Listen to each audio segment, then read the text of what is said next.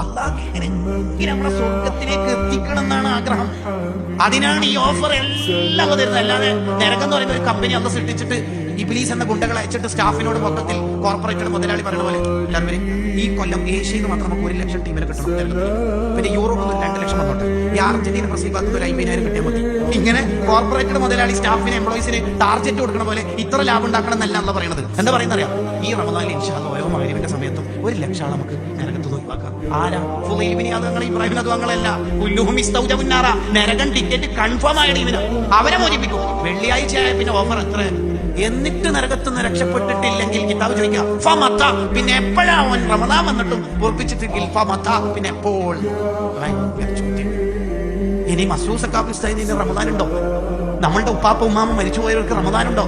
നമുക്ക് ഇനി റമദാൻ ഉണ്ടാവും നമുക്കറിയോ? ഫമത, ആ ചോദ്യം നമ്മുടെ ഹൃദയത്തിൽ ഒട്ടിച്ചു വെക്കണം. റമദാനിൽ പാപങ്ങൾ പൊറപ്പിച്ചിട്ടില്ലെങ്കിൽ ഫമത, അവൻ എപ്പോൾ പൊറപ്പിക്കും? അള്ളാഹു നമുക്ക് പുറത്തേരുമാറാവട്ടെ. നമ്മൾ അതല്ലേ നമുക്ക് പുറത്തേരുന്നുള്ള ഒരു പ്രതീക്ഷ നമുക്ക് എപ്പോഴും ഉണ്ടാവും.